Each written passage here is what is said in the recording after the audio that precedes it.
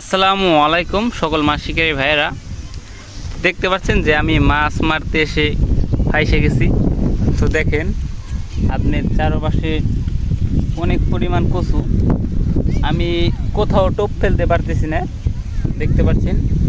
তো কিছুক্ষণ আগেও আপনার সূর্যের আলো ছিল, এখন আপনার মেঘলা আকাশ দেখতে পাচ্ছেন। বৃষ্টি আসবে, অনেক পরিমাণ বাতাস দেখেন আপনারা।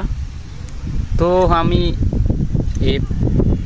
যে পারে যাব, পারে যাওয়ার কোনো চান্স নাই, দেখতে পাচ্ছেন যে কচু দিয়ে পুরোপুরি আটকে গেছে। দেখেন কচু দিয়ে পুরোপুরি আটকানো। তো আমি চাইলেও এখন উপার যাইতে পারবো না, আমাদের পারে যাইতে পারবো না, কারণ প্রচুর পরিমাণ কচু দেখতে পাচ্ছেন। কচু পুরোপুরি আটকে গেছে, এখন আমার উপার যাওয়ার কোনো সুযোগ নাই।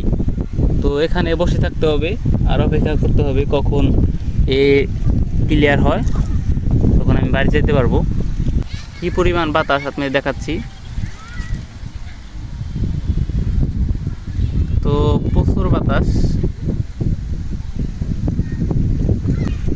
আপনার এখানে চার করছি, আমি কিছুক্ষণ আগে সামনে চার করছি, দেখা যাক যে কচু ক্লিয়ার হয় কিনা। ক্লিয়ার হইতে সম্ভবত দেরি হবে, কিন্তু ক্লিয়ার হলে টোপ ফেললে আমি মাছ ধরতে পারবো, কারণ এখানে প্রচুর মাছ। আপনার ছোট মাছ বেশি, কালীবাউস আর এমনি গুলশা মাছ এখানে প্রচুর। তো দেখা যাক কচু কতক্ষণে যায়। তো আর বেশিক্ষণ নাই, দেখতে পাচ্ছেন যে ওই সাইডে আর কচু নাই। তো প্রচুর বাতাস, যার কারণে কচুগুলো সব এদিকে চলে যাবে। তো বন্ধুরা দেখা যাক মাছ মারতে পারি কিনা। মাছ পেলে অবশ্যই আপনারা দেখতে পারবেন।